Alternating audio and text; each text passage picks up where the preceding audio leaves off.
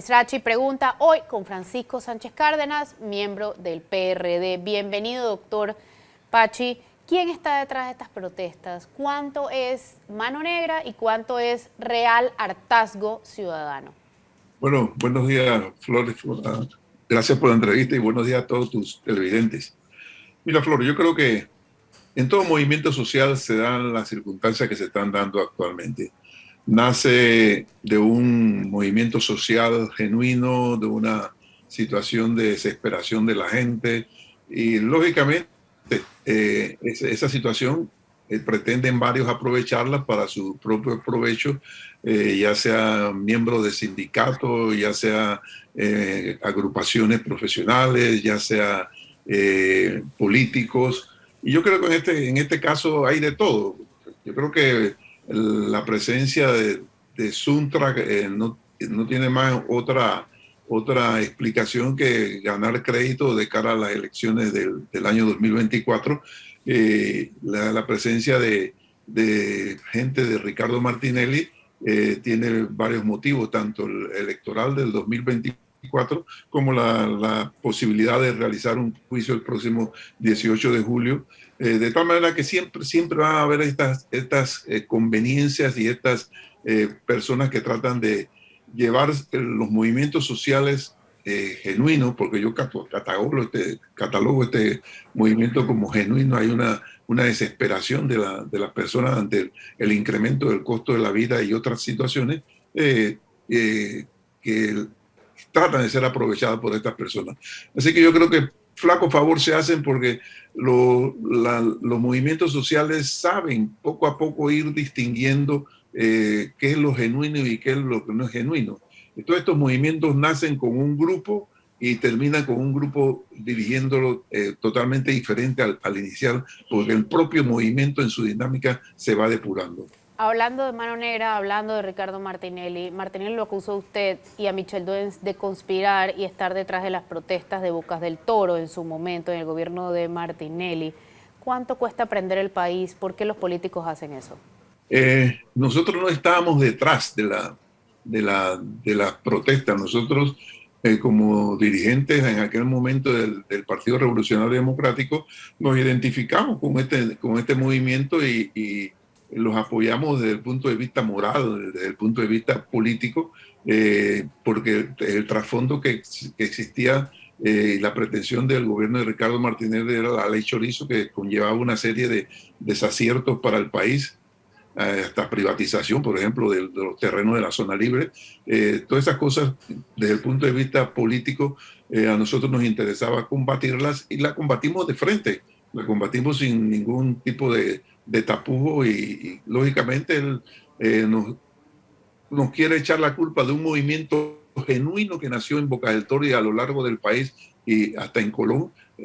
Nos quiere echar la culpa a nosotros de ese movimiento y no, fue un movimiento de la clase popular, de la ciudadanía, que se opuso a eso y nosotros como políticos orientamos, nosotros como políticos apoyamos y definitivamente éramos el adversario de Ricardo Martinelli, que veníamos diciéndolo desde hace mucho tiempo las cosas que estaba haciendo y poco a poco la ciudadanía se fue dando cuenta. Mano negra ha habido en todos los gobiernos, en las protestas de todos los gobiernos. Lo importante es que sí, detrás de la mano negra hay un hartazgo ciudadano importante, como el que hace muchos años no se veía, por lo menos desde la dictadura. Recuerdan las personas que la vivieron. La pregunta es, ¿qué disparó esto? El alto costo de la vida y la gasolina fue lo primero que se pidió, pero ahora se está pidiendo de toda cosa. ¿Qué es lo que disparó esto? No sé si usted coincide con los que piensan que fue la fiesta de Telvina de Bonagas, si fue el brindis con Macallan de los diputados. ¿Cuál fue el trigger de esto? Creo que todo es una secuencia de hechos, Flor. Esto no empezó ahora y hay que ser sincero, esto es una situación que ha venido incrementándose poco a poco en medio de una pandemia, en medio de una gran necesidad de recursos y en medio de enfermedades, en medio de muertes y de situaciones económicas difíciles. Se fueron dando una serie situaciones, algunas de percepción, otras que no se sabe en realidad qué sucedió, con casos de dineros mal usados o que la gente piensa que fueron mal usados. Todo esto entonces con la actitud de la Asamblea en manos del Partido Revolucionario Democrático, las partidas de los diputados, los nombramientos en los diputados, viene el aumento de la gasolina, se disparan los precios de la canasta básica, siguen el cinismo de grupos de políticos como los diputados haciendo cosas que definitivamente van llevando a la ciudadanía a una sensación de hasta aquí, de hasta aquí. Y para colmo de mal, entonces se aprueban proyectos, se aprueban leyes que benefician específicamente a personas, no ni a sectores, sino a personas como el grupo de los constructores de hoteles que se vieron beneficiados con una ley a todas luces no querida por el pueblo panameño. Esto es seguido después de una especie de donación, por llamarlo de alguna forma, de 9.9 millones a la Universidad de la Chiriquí para que la rectora ahí haga homologación de salarios. Después de esto viene el repetir la misma directiva en la Asamblea Nacional que tanto cuestionamiento ha traído al país. Repiten casi todos los cargos, siguen los partidos en manos de los diputados. Se van a celebrar entonces en plena situación de desesperación de la ciudadanía, se van a celebrar a un hotel a tomar bebidas súper caras. Todo esto y la gasolina subiendo cada día más, todo esto llevó a la ciudadanía a una situación de desesperación y lógicamente, vuelvo a repetirte, ahí se meten las manos negras que tú llamas. Entonces yo sí creo que esto es una secuencia de cosas que fueron dándose en el país y que si no las detenemos, si no logramos todos, entre todos, gobierno, trabajadores, empresarios, profesionales, tomar conciencia de la gravedad del asunto, podemos llevar al país a una situación que estamos muy cerca de ella. Todavía no estamos a los niveles de lo que ha sucedido en países suramericanos y debemos evitarlo en el sentido de no perder la democracia, no perder la institucionalidad que queda del país y tratar de solucionar los problemas dentro de las vías de las leyes y las vías de la comprensión, las vías de reformular ciertas cosas que se han hecho para que el pueblo vuelva a tener algo de credibilidad en las instituciones y con esa credibilidad entonces se van formando nuevas estructuras políticas. Me refiero, por ejemplo, un gabinete que sea un gabinete de consenso, de una especie de concertación nacional como la hicimos en 1994, donde estén representados todos los sectores del país, no solamente un partido, dos partidos, tres partidos. No, tenemos que buscar la unidad nacional de cara a que el país no caiga en una situación que vamos a lamentarla porque el camino que llevamos no es el correcto. Vamos a un cambio, doctor, ya volvemos y seguimos ahondando un poquito en quién gana, quién pierde, qué tan en serio se está tomando el gobierno esto. No se vayan, esto es Flor Misrachi Pregunta, hoy con el doctor Francisco Sánchez Cárdenas.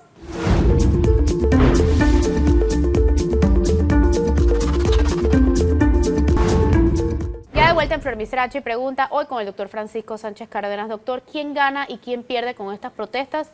¿Cómo ayudan estas protestas a las aspiraciones de Ricardo Martinelli? ¿Y qué efecto tienen en las aspiraciones de Gaby Carrizo? Yo creo que estas protestas y esta situación en general, en forma integral, no benefician absolutamente a nadie. Absolutamente nadie sale beneficiado de esto. Y creo que el devenir político del país de cara al 2024 entra en una etapa de incertidumbre muy grave por muchos hechos, entre esos la preponderancia que están cogiendo ciertos grupos de extrema izquierda, entre eso el daño que ha sufrido el Tribunal Electoral, de tal manera que el panorama político del 2024 se vuelve incierto, no favorece ni a Ricardo Martinelli, no favorece al país, no favorece a ningún grupo en especial. ¿Cuán en serio, doctor, se está tomando el gobierno este descontento ciudadano?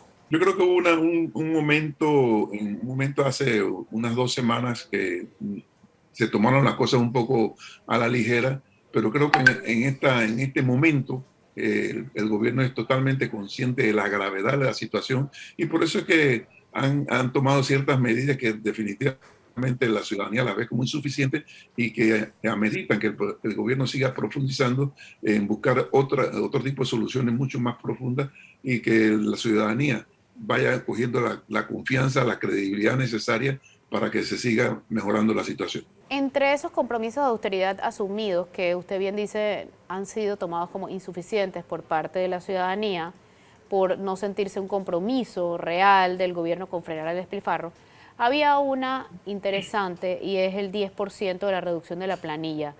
En realidad, el compromiso fue girar instrucciones a las entidades para empezar el proceso para bajar la planilla 10%. No fue el anuncio de reducción inmediata del 10% de la planilla, cuando en los últimos 4 años ha subido más de 30% la planilla. ¿Cuál es su opinión al respecto? Yo creo que hay que ser contundente. La situación es tan delicada que no puede estar empleando eufemismos ni cosas que se presten a una segunda interpretación. Creo que no se deben dejar escapatorias, como por ejemplo, como lo dice, vamos a instruir, se va a pedir, se va a solicitar. No, hay que ser taxativo y hay que buscar una forma de convencer mucho más claramente a la ciudadanía. Por ejemplo, si hubo problemas con esta ley de incentivos a los turistas, perdón, a los constructores de hoteles, bueno, vamos a someter a la Asamblea esta ley a una suspensión de sus efectos hasta segunda orden. La plata de Telvina, por ejemplo, la rectora en Chiriquí, bueno, se van a utilizar esos 9 millones, pero no para homologación de salarios en una situación de crisis donde hay gente que no está recibiendo salario. Vamos a utilizar esos 9 millones para mejorar la universidad, los programas de la universidad. Vamos a hacer cosas que verdaderamente el pueblo siente que el mensaje de la ciudadanía ha llegado al gobierno nacional y el gobierno va a hacer las rectificaciones necesarias. De lo contrario, vamos a seguir creando más suspicacia, más incredibilidad y vamos a entrar en una situación de solicitudes y de parte de la ciudadanía que ya van a poner en peligro el desenvolvimiento democrático del país. Una de las críticas mayores ha sido que las medidas anunciadas no representan realmente dinero significativo. Por ejemplo, anuncian el no aumento de salario fuera de la ley, pero la gran mayoría de los aumentos están dentro de la ley. Por ejemplo, reducir el uso del celular. ¿Qué tanto impacto tiene eso? Reducir los viajes no oficiales. En teoría todos los viajes que paga el gobierno son oficiales. Que los funcionarios no van a cobrar viáticos y dietas en las directivas que participen. En la gran mayoría no los cobran. ¿Ok? Entonces, por ejemplo, que solo van a viajar con prensa o protocolo cuando se amerite, como ha debido ser siempre. Que no van a reembolsar gastos no autorizados. Nunca han debido reembolsar gastos no autorizados. Que los carros oficiales no pueden tanquear el viernes, o sea que se estaban usando para misiones no oficiales y politiquería los fines de semana. Entonces, ¿dónde es que realmente está la plata aquí? ¿Está en las exoneraciones? ¿Está en los puertos? ¿Está en los importadores? ¿Está en las personas que venden medicina? ¿Está en las mineras? ¿Dónde está la plata en este país, doctor? Yo creo que esas medidas, como complemento de otras más interesantes y mucho más profundas, serían bienvenidas. ¿Qué te digo yo? Por ejemplo, hay un informe de la Contraloría que dice que en la Asamblea se aumentaron de marzo a esta fecha, se aumentaron 1.600 unidades a la planilla de la Asamblea Nacional.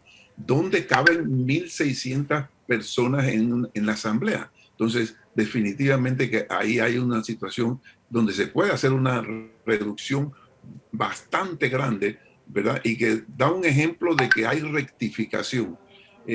Por ejemplo, en la Asamblea, todos conocemos la famosa planilla o tienen un número, estas planillas, son 3 creo de ellas, que siempre han sido cuestionadas. Estas son las cosas que el pueblo quiere que se enmenden, que se rectifiquen. Y después estas medidas, que si el celular, que si la gasolina, que si los viáticos, que sí, representan un egreso, pero no es el egreso que va a ayudar a crear mayor credibilidad en las instituciones del Estado, ni es el egreso que va a solucionar los problemas, por ejemplo, de disminuir el tanque de gasolina, que eso tiene un costo, eso no es gratis, alguien va a pagar esa reducción Nosotros al final del día estamos terminando de pagar el Exactamente. alivio para nosotros mismos. Entonces, si nosotros mismos lo vamos a pagar, entonces nosotros mismos quisiéramos ver que no existan botellas que las estamos pagando nosotros, no existan gastos superfluos que los estamos pagando nosotros. Entonces, esas son las cosas que le darían mayor credibilidad Pero al ¿usted gobierno. cree que el anuncio per se de las medidas calmaría a la gente o que ya las promesas de los gobiernos no tienen credibilidad? Si no lo haces de una forma taxativa, clara, inmediata, con el contralor detrás y con el ministro de Economía y Finanzas detrás, listo ya a firmar lo que está expresando el presidente en ese momento, no va a tener credibilidad. Tiene que ser cosas taxativas, claras, contundentes, porque hay que darle algo de esperanza a la ciudadanía de que por lo que han venido luchando, no me refiero a los Ricardo Martinelli ni a los sindicatos, no, me refiero a ese pueblo que viene sufriendo, que va a ver en ese momento, bueno, aquí sí estamos llegando a algún tipo de solución, pero no que si se puede, no que voy a pedir, no que vamos a solicitar, no que vamos a planear, no que vamos a estudiar, no, eso no va a solucionar el problema. Tienen que ser taxativos, claros, contundentes e inmediatos. Vamos a un cambio, doctor, ya volvemos. Esto es Flor Misrachi Pregunta, hoy con Francisco Sánchez Cárdenas.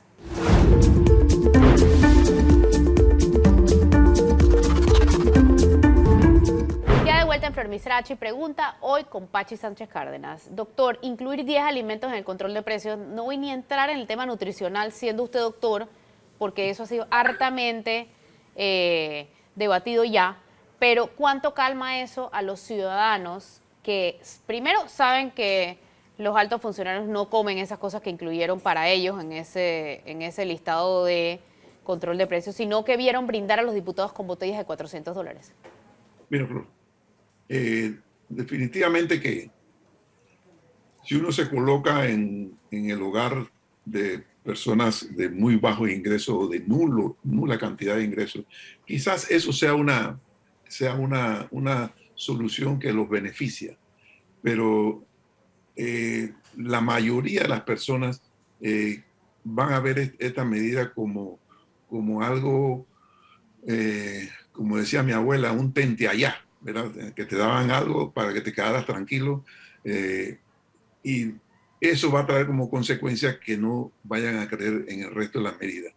Yo creo que la gente estaría mucho más agradecida del gobierno si el problema fundamental de la mala utilización de los recursos del Estado va por delante de todas estas medidas que tienen cierto efecto, pero también hay que pensar que esa disminución en esos tipos de productos, al cabo, esa cadena de adquisición de esos productos va a afectar a los productores, porque los supermercados van a tratar de comprar mucho más barato a productores que se han asoleado, que han cosechado, que han sembrado, cosechado, para adaptarse a ese nuevo costo de la canasta básica. De tal manera que esa medida sí beneficia a un grupo de la sociedad, pero a la larga no es lo que va a solucionar el problema de la credibilidad y va a afectar un poco a los productores de dichos productos. Usted hablaba en el bloque anterior, doctor, de la necesidad de que el ministro Héctor Alexander, o quien sea el ministro en el momento, esté alineado y listo para firmar las cosas que taxativamente vayan a mejorar la situación de inmediato. ¿Qué papel ha jugado Héctor Alexander en esta crisis que es mayormente económica? Yo creo que Héctor ha jugado un papel importante.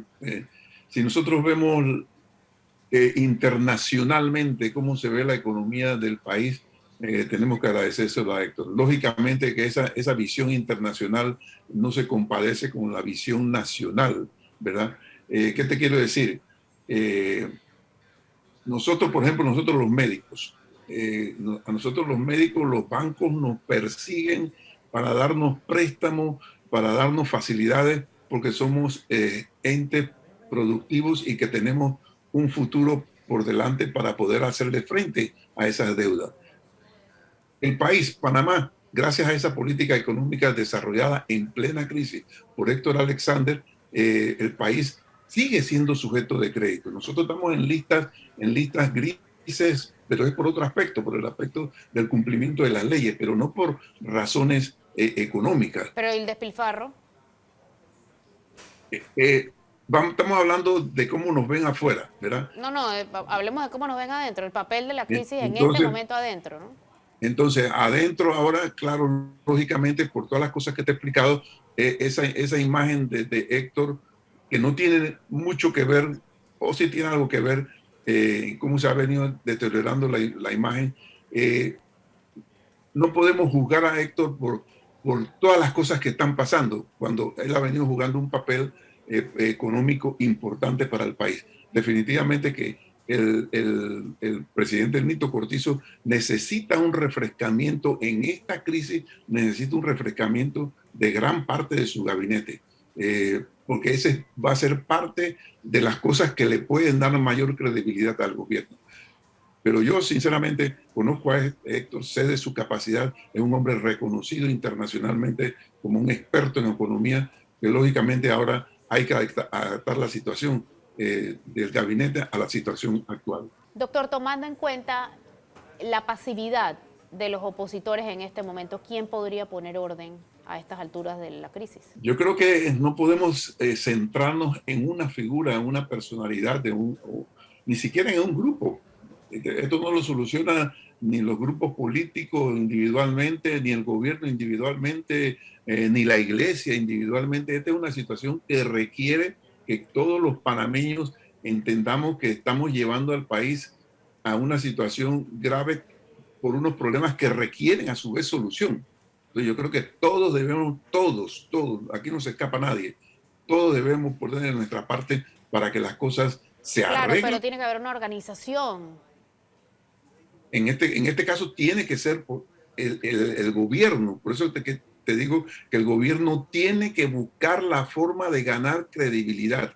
Si el gobierno pierde totalmente la capacidad de dirigir, orientar, guiar al país, entonces entramos en un serio problema de institucionalidad en el país, que yo no quisiera que el país entrara en esa situación. Yo ya creo hablamos, que doctor, del peligro de que esto se extienda. La pregunta es normal en este momento, digamos, tener miedo de lo que pueda pasar, pero ¿nos debería dar más miedo lo que pueda pasar o seguir como estamos, doctor? Yo creo que en la situación en que estamos y cómo se vislumbra inmediatamente el futuro próximo, yo creo que todos debemos estar temerosos. Miedo no, temerosos y cuidadosos, y buscar la forma de cómo salimos entre todos de este problema. El miedo paraliza. Yo creo que el temor te hace ser precavido, te hace predecir las cosas. Así que tengamos el temor, busquemos la fórmula de entendimiento de todos los grupos, no nos dejemos llevar por grupos que tienen una agenda totalmente diferente a lo que tiene la ciudadanía en términos generales, que está aspirando a un mejor estilo y a una mejor calidad de vida. Esas son dos cosas totalmente diferentes. Entonces busquemos ese camino del medio, ese camino para que el país vuelva a la normalidad. Muchísimas gracias, doctor, por acompañarnos hoy. Esto fue Flor Misrachi Pregunta, hoy con Francisco Sánchez Cárdenas. Que tengan excelente día.